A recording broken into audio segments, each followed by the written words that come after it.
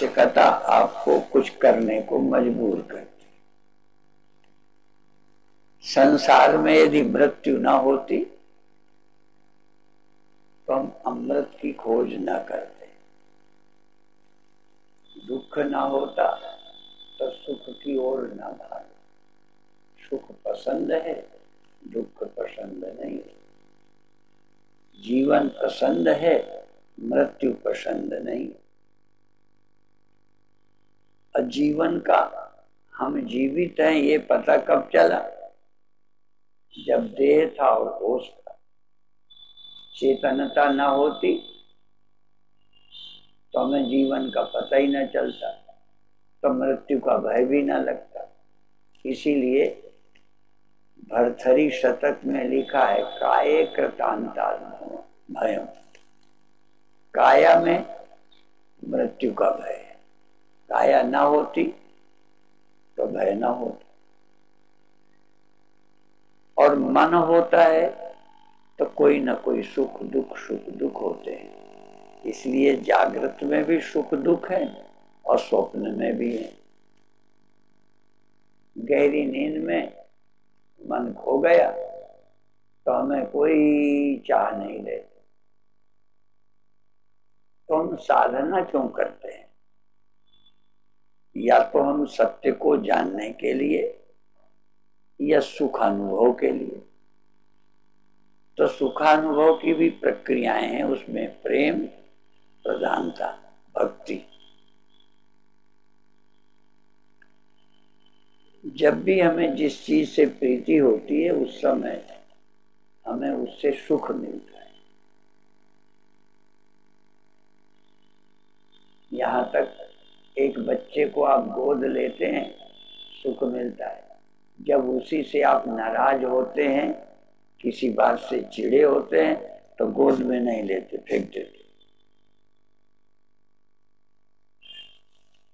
इसी तरह जब तक भोजन प्रिय लगता है खाते हो। विदेशियों को तो मैंने नहीं देखा, पर भारतीयों को देखा है कि ज्यादा परोसने से भी लोग खींच जाते। एक समय यदि परोसने में देर करे तो बुरा लगता है। रोज अनुभव होते हैं। और कभी जब ज्यादा डाल देता है, न चाहने पे डाल देता है, तो बुरा लगता है। तो संसार की क्रियाएं एक समान सुख दुख नहीं देती। उसको हम आपकी शिक्षा के भाषा में कह सकते हैं, किसी चीज की धनात्मक उपयोगिता, ऋणात्मक उपयोग।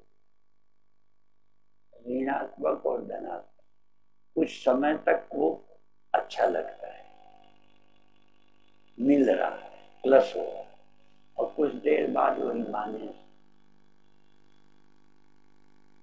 यदि सोना सदा अच्छा लगता रहता तो हम जग के सो जाते, जग के फिर सो जाते, सो जाते हैं जग के।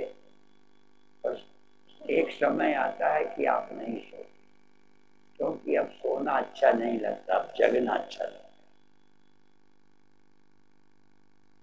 यहाँ तक सबसे ज्यादा बुरा है मरना, पर कभी कभी वो भी अच्छा लगता। नहीं, लोग सुसाइड क्यों करते? खुद मरने को तैयार हो जाते, भगवान से प्रार्थना भी करने लगते। ऐसे भी बूढ़े मिले, हमसे आशीर्वाद मांगते हैं कि बस अब आशीर्वाद दो, शरीर छूट जाए, क्योंकि शरीर कष्ट देने लगा। जो कष्ट देता है उसे हम हटाना चाहिए। जब दांत दुख देते हैं तो लोग उखड़वा देते। कई बार डायबिटीज वालों के अंग जब गलने लगते हैं, पैर वगैरह, तो डॉक्टर कहते हैं इतना पैर कटवा लो, तो कटवाते भी। माने कितना प्यारा शरीर पर दुख देता है, तो ये शरीर भी हमें दुख देने लगता है, बीमारी से, बुढ़ापे से, और नहीं तो गहराई आज तो ये देह हमको भय तो देता ही देता। बूढ़े हो जाएंगे, मर जाएंगे, तो ये भय, काये कृतांता भय, काया में यमराज का डर लगता है, मौत। काया न होती और काया होती, हमें होश ना होता। या तो काया ना हो तो मौत नहीं होगी, और या काया का हमें पता ही ना हो।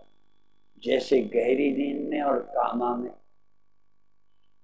एक दिन हमसे किसी ने पूछा, क्योंकि एक आदमी बेहोश था, चोट लग गई, तो साधक ने पूछा कि यदि इसकी इस समय मृत्यु हो जाए तो इसका मोक्ष होगा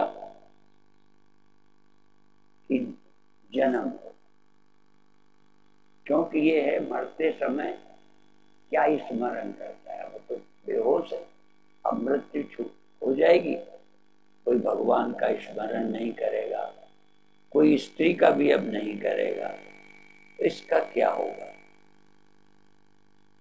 तो हम लोग ये बताते हैं कि रोज स्मरण करो आत्मा। तो अभी थोड़ी देर ध्यान बताएं, आत्मस्मरण। अब देखो, यद्यपि कई लोग देह स्मरण को यूं कह देंगे ये आत्मस्मरण नहीं है, पर शास्त्र की भाषा में बहुत गहरी बात है। आप बैठे होने को भी आत्मस्मरण है। कल या परसों हमने बताया था कि देहात्मवादी भी है। हम लोग देहात्म अर्थात मैं बैठा हूं ये स्मरण कर रहे हैं। बैठा हूं मतलब देह, तो आत्मस्मरण हो गए। भले गलत है, सही नहीं है, पर ये भी तो आत्मस्मरण है कि मैं लेटा हूं, मैं बैठा हूं। तो देह को क्या स्वीकारा? मैं। देह को मैं के रूप में स्मरण कर।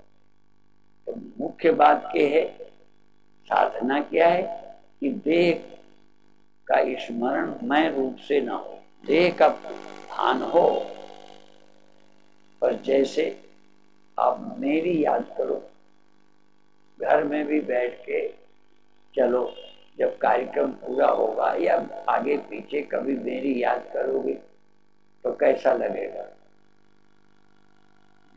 मेरे को आप मैं के रूप में स्मरण करोगे,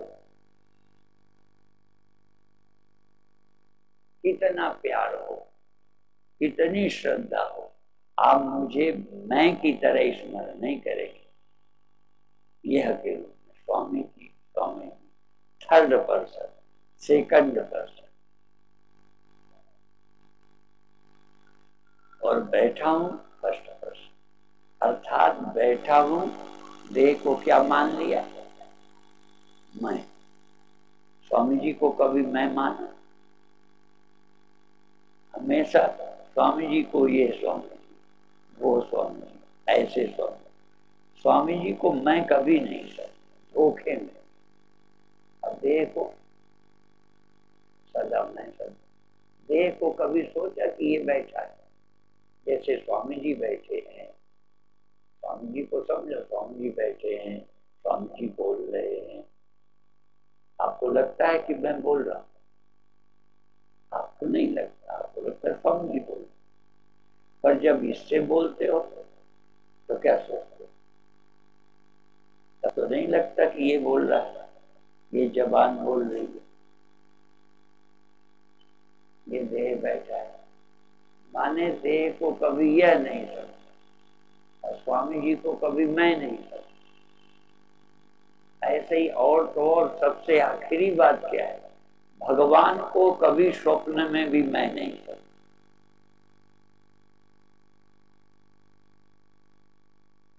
या तो वह समझा वो है, चाहे आसमान में हो, चाहे व्यापक हो, कहीं हो, पर तुम नहीं हो, भगवान कोई और है। तो पहले तो एक ये बीमारी हटे कि ये मैं नहीं। जिसको जन्म से, जब से होश संभाला, जब से इसको मैं ही मानते थे, लेटते रहे, रोते रहे, हंसते रहे, दुखी रहे, बीमार रहे, मैं बीमार, इसके साथ आइडेंटिटी है, देह के साथ मैं बना, बस इस मैं पने को हटाना है। जब देह से हट जाए तब मन बुद्धि से हटाना। भगवान शंकराचार्य कहते हैं मनो बुद्धि अहंकार चित्तानि नाहम, मैं मन बुद्धि चित्त अहंकार नहीं, ये चार मैं नहीं, ये हैं पर मैं नहीं। जैसे देह है पर देह मैं नहीं, इसी तरह मन है, बुद्धि है, पर ये है मन, मैं मन नहीं। ये आज साधना कर, आज का ज्ञान दृष्टा होने, ये दृश्य है, मैं दृष्टा हूं। तो अब आंख बंद कर दो,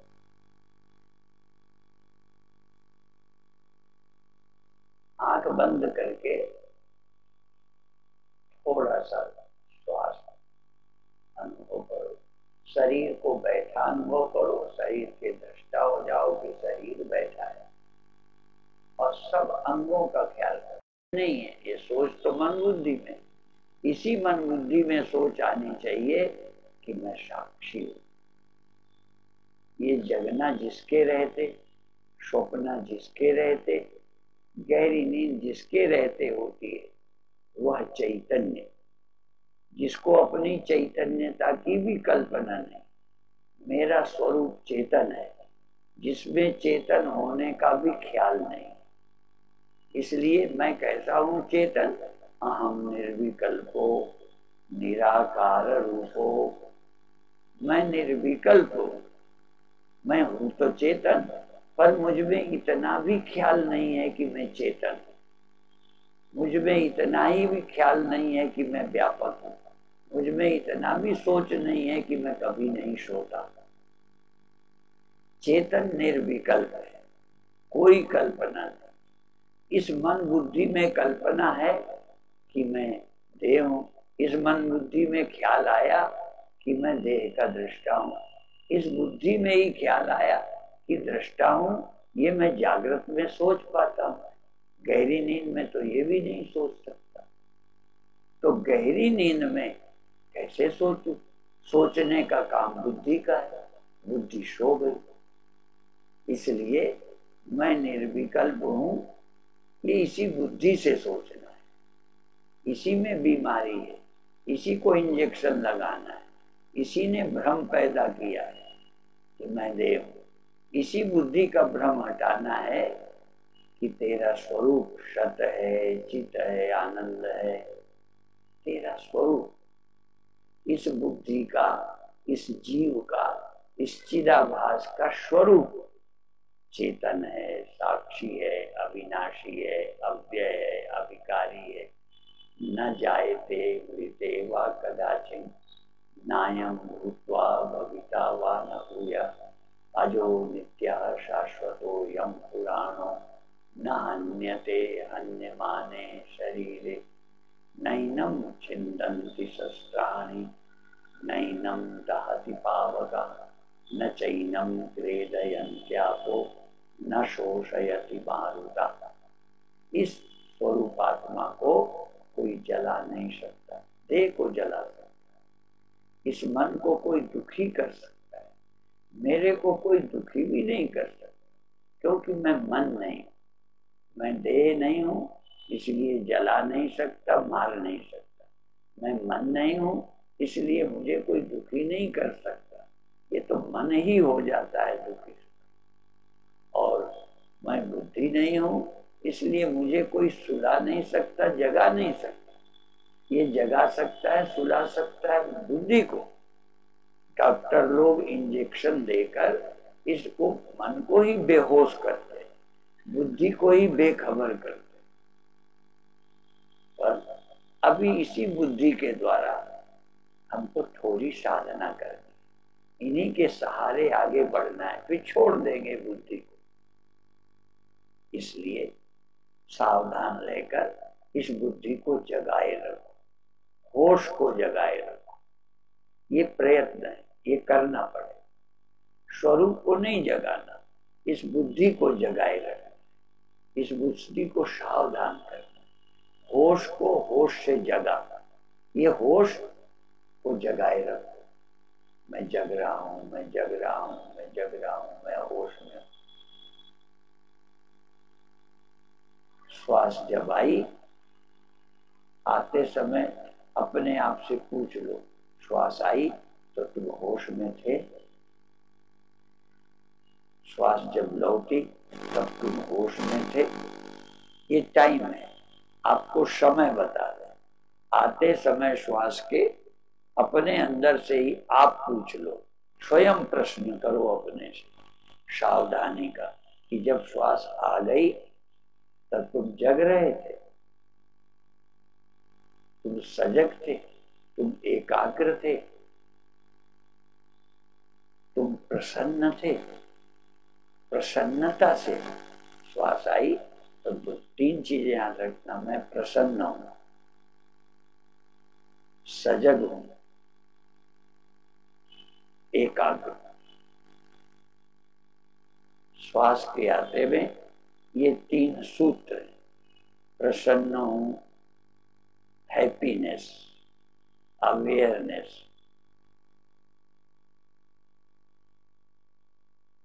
प्रसन्न रहो, सजग रहो और चाह रहित रहो। इस समय एक सेकंड, घंटों तुम अचाह रहो ऐसा नहीं है। एक सेकंड, जैसे फोटो खींचने वाले कैमरे वाले कहते हैं जरा मुस्कुराओ, ऐसे करो, चेहरे में तनाव ना हो, ऐसे ही तुम्हारा फोटो तुम खुद खींचो। इस समय का वो वाले फोटो मत लो, नहीं तो तुम उदास वाला फोटो खिंचा लोगे, दुखी वाला, मुंह लटकाए वाला, ऐसे नहीं। ऐसे ही अंदर तुम चैतन्य, अपने चैतन्य होने का अनुभव करो, अपने प्रसन्न रहने का फोटो आप खींच लो। हाँ, इस समय प्रसन्न, 1 मिनट पहले प्रसन्न नहीं था, कोई बात नहीं, 2 मिनट बाद में प्रसन्न नहीं रहूंगा, हमें वो नहीं, हमें तो इस समय वाला वो फोटो चाहिए जब मैं प्रसन्न था, जब मैं चैतन्य था। बस एक फोटो, मैं चैतन्य हूं।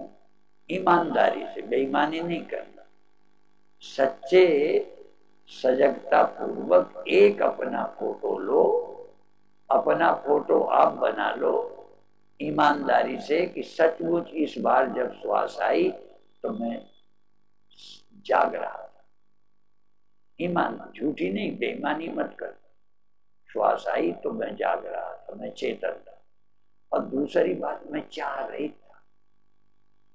श्वास आई, मुझे कोई चाह नहीं थी, मैं जाग रहा था, मैं अचाह था, मुझे कुछ कमी नहीं थी, कमी की कल्पना नहीं थी।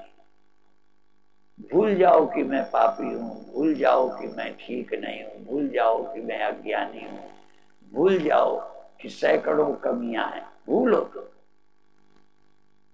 लोग याद करने को कहते हैं, मैं भूलने को कहता हूं। भूल जाओ कि कितने पाप हुए हैं, क्या हुए हैं, छोड़ो। पर तुम इस समय देखो, इस समय तुम अपने अंदर कोई याद नहीं रखते पापी होने की। गहरी नींद में क्या याद था, पर वो बेहोशी में था। जब गहरी नींद में पापी पापी नहीं था, पुण्यात्मा पुण्यात्मा नहीं था, देहाभिमानी देह नहीं था, कोई कमी नहीं थी, कामना नहीं थी, तो वो स्थिति होश में एक आध सेकंड को ले आओ, जब न कोई कमी है, न कोई कामना है, न कोई चिंता है, न कोई चाह है। हाँ, चेतन तो हूं, चेतन हूं, प्रसन्न। भूल जाओ सब, जो भी आज तक किया है सब भूल जाओ। इस भूल में बड़ी बड़ी साधना, भूल जाओ आज तक। किसी से बैर है, किसी से प्रेम है, ये है कि वो है, सब भूल जाओ। केवल चेतन हो, बस ये याद हो, तुम चेतन हो या नहीं, ईमानदार, और तुम प्रसन्न हो कि नहीं, तुम अचाह हो कि नहीं, अचाह, चाह रहे, इस चाह रहित चैतन्य अवस्था का अनुभव कर लो। फोटो खींचो, फिर बार बार इस फोटो को याद कर लिया करो, देख लिया करो। जैसे फोटो लोग अच्छी अपने घर में लगा लेते हैं, फिर देखते रहते हैं बीच में, ऐसे ही पहले तो फोटो खींचो चाह रहित चैतन्यता का, चाह रहित प्रसन्नावस्था का, चाह रहित पूर्णता, कमी की कल्पना भी जहां न थी, ऐसी अवस्था का फोटो आप खुद ले लो। और इस फोटो की, इस अनुभव की याद बीच बीच दोहरा लिया करो। और कम से कम जब बुरा वाला चित्र आए, उसको फेंक कर यही वाला सामने कर लिया। इसलिए क्षण भर भी जो अपने शुद्ध मुक्त, मंदालसा ने अपने पुत्र को समझाया, शुद्धोषि शुद्धोषि, तू शुद्ध है। यह शुद्धि तुम मन के कारण इंद्रियों के कर्म अपने ऊपर लाद लिए, देह के धर्म अपने ऊपर लाद लिए तो मौत आ गई, इंद्रियों के कर्म लाद लिए तो पापी पुण्यात्मा हो गए। ये सब कुछ लादा है, गधे बन गए, फेंको ये बोझ, अब तुम हल्के हो जाओ, मेरे सिर का भार उतर गया है, गुरु मिलने से मन भर गया है, अंदर चैतन्य शुद्ध मुक्त, शुद्धोषि बुद्धोषि निरंजनोषि संसार माया परिवर्जितोषि संसार स्वप्नम त्यज मोह निद्रा मदालसा वाक्यमुवाच पुत्रम। तो यहाँ मैं तुमको बता रहा हूँ, तू शुद्ध है, तू मुक्त है, तू चैतन्य है, तू देह नहीं है, तू इंद्रियां नहीं है जो तुमने कर्म किए, ये इंद्रियों के कर्म है, तू करता ही नहीं है, तू करता नहीं है, तू भोगता नहीं है, तू मन नहीं है, तू स्मरण और विस्मरण करने वाला नहीं है, तू तो शुद्ध मुक्त चैतन्य। ये स्मरण करते हुए अब धीरे धीरे छोड़ने की तैयारी। क्या छोड़ना है? चैतन्य हूं ये नहीं छोड़ना, शरीर को छोड़ना है, शरीर बदलना है, पैर बदलना है, आंखें नहीं खोलना, आंखें भर अभी नहीं खोलना, बाकी जो जरूरत है धीरे धीरे करो। पैरों की जरूरत पूरी करो, कानों की जरूरत पूरी करो, शरीर की कोई जरूरत है पूरी करो, पर चेतन रहते हुए, सजग रहते हुए, जैसे तुम करता ही नहीं हो। मन को जरूरत है, मन अपना काम करे, हाथ को जरूरत है, हाथ अपना काम करे, शरीर की जरूरत है, शरीर अपना काम करे। तुम काम नहीं करते हो, तुम करता नहीं हो, तुम तो दृष्टा हो, तुम तो साक्षी हो। इस भाव को सजगता पूर्वक ध्यान रखते हुए आंखें बंद रखते अब अपने दोनों हाथों को धीरे धीरे दृष्टा रहते हो। देखो, तुम करना मत शुरू करो, हाथों को करने दो, हाथ से हाथ, और तुम जान रहे हो। और फिर दोनों हाथों को अपने मुख पर, आंखों पर, चेहरे पर सहलाओ, अपनी आंखें सहलाओ, अपना मुख सहलाओ, और एक बार फिर धीरे धीरे शरीर को आपस में हाथों को रगड़ कर अपने शरीर को, छाती को, पीठ को, रीढ़ को, ध्यान के बाद शरीर में एक ऐसी ऊर्जा आती है जो शरीर में फिरने से कुछ कमियां शरीर की निवृत्त हो। और अब धीरे से अपने हाथों को शीशे की तरह अपनी आंखों के आगे लाओ, और जब दोनों हाथ शीशे की तरह आगे आ जाएं, तब धीरे से प्रसन्नता से, खुश रहकर, चैतन्य रहकर आप अपने हाथों का दर्शन करो। अब सारे संसार को प्रसन्नता से देखो, जल के मत देखो, दुखी होकर मत देखो, बैर से मत देखो, सहज निर्मल बच्चे की तरह जैसे छोटा बच्चा आंखें खोलकर देखता है, किसी के प्रति वो तो पहले भय चिंता नहीं करता, देखता है ये क्या, ऐसे तुम सारे संसार का दर्शन करो। ओम शांति शांति शांति। और अब छुट्टी।